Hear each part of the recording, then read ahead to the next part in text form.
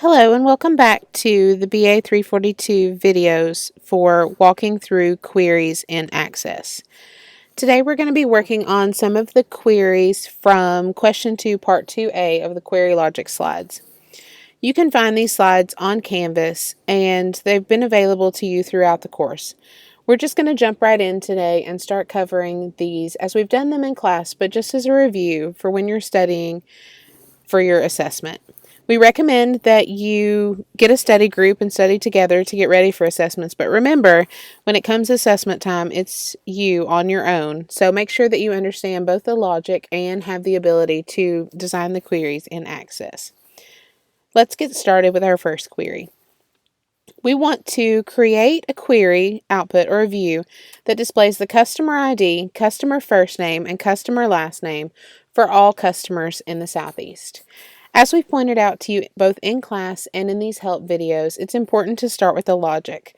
So let's take a look at our trusty slide showing all of our tables that are within our BA 342 database.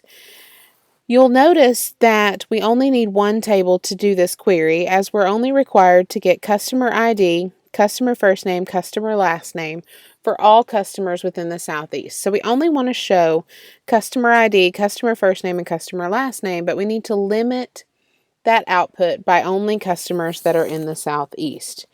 So what we're going to do is jump into Access and start building this query. Let's go to the Create tab.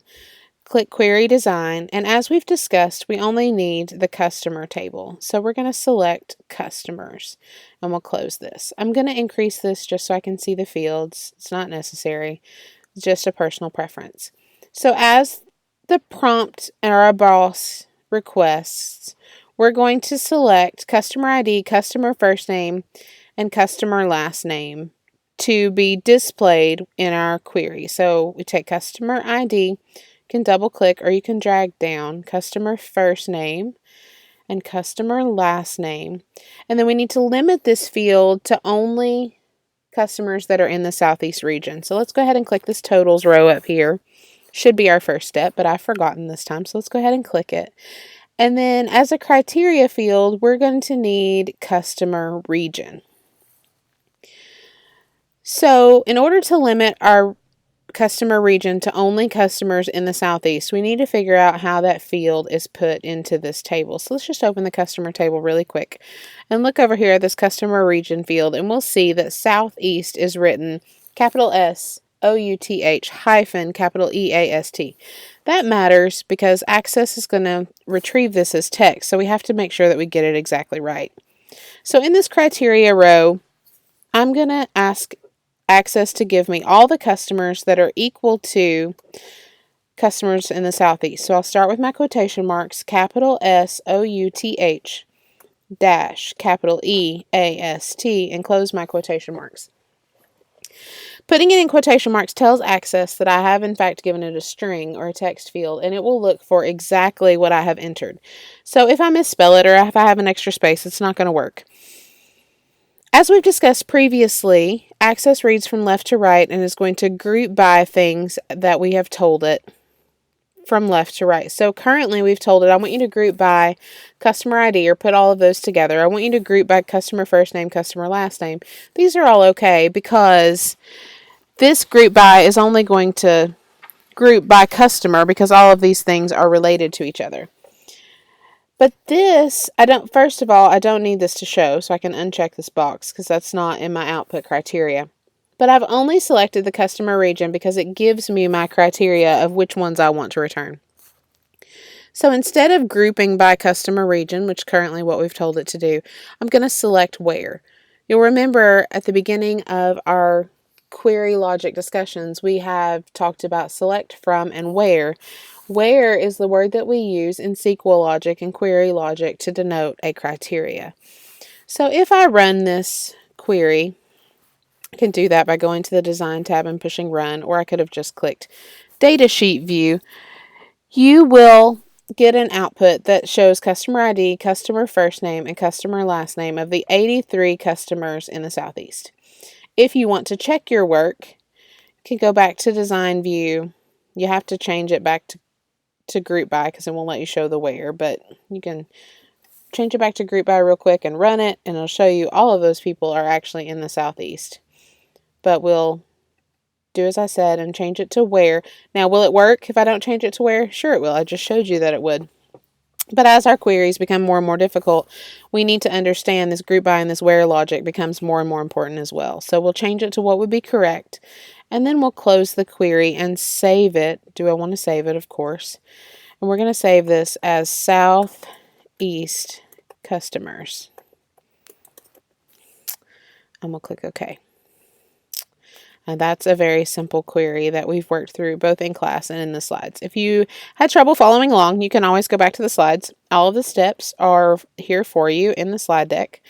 And you can see that your output should be the 83 records that we found just a minute ago.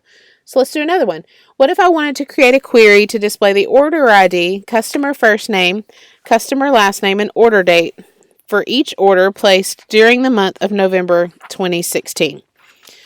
So as we get started with this one, let's think about what tables we need. So we're going to go back to our handy dandy slide showing all of our tables and see what tables we need for this output. So if we need order ID, customer first name, customer last name, well, it's pretty easy to figure out we need the customer table because we need their name.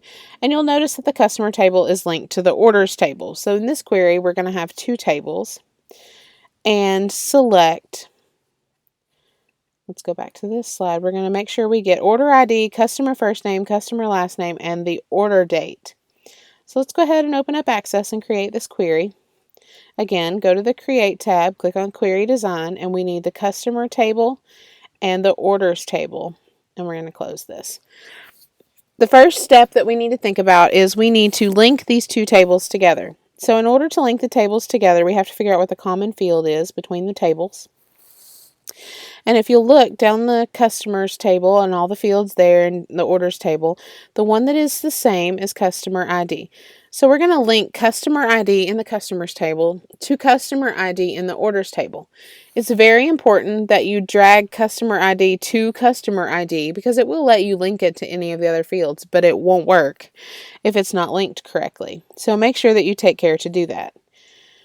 So in our request, we were asked for order ID, customer first name, customer last name, and the order date for all orders in 2016. So again, push this totals row. We need order ID, customer first name, customer last name, where, this is our criteria, the order date is in November of 2016. So here we're going to use our between operator. So we'll type between 11, how about 11/1, 2016, because I need November, and 11/30/2016. Now, when I click off of this field, Access is going to be really nice to me, and it's going to put these hashtags or these pound signs on the sides of my dates so that Access knows that those are in fact dates. Now, you can put those hashtags in there yourself, or you can let Access do it. That's completely up to you. But please note that if you put one of them, you have to put all of them, and they have to be in the right place. So sometimes easier to let Access do it for you. So we'll click Run. And the first thing that you'll notice is we don't have all the fields that we wanted in our output. We had asked for order ID, customer first name, and customer last name, plus the order date. So you'll notice that the order date isn't showing.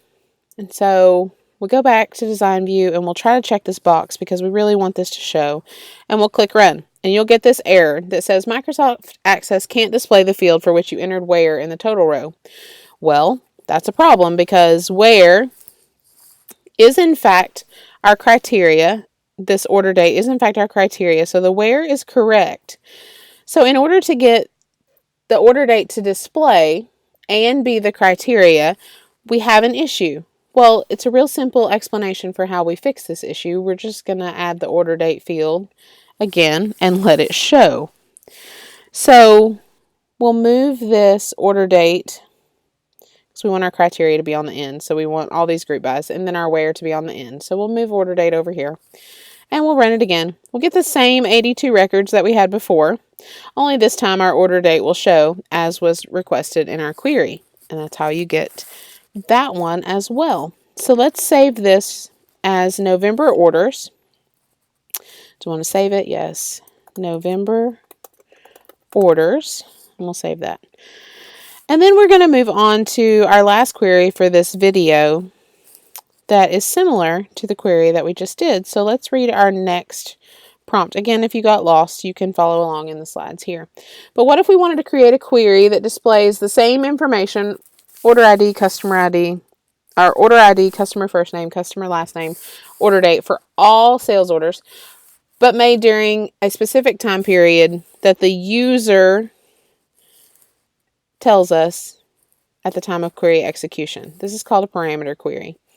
So we're going to take the query that we just made, it's the same logic, same query, and we're going to turn it into a parameter query. Now, you can go to create and you can build a whole new query, or you can go down here to your November orders, highlight it. On your home tab, you can copy it, and then you can paste it, and it's going to say, what do you want to name your new query? And we're going to call this parameter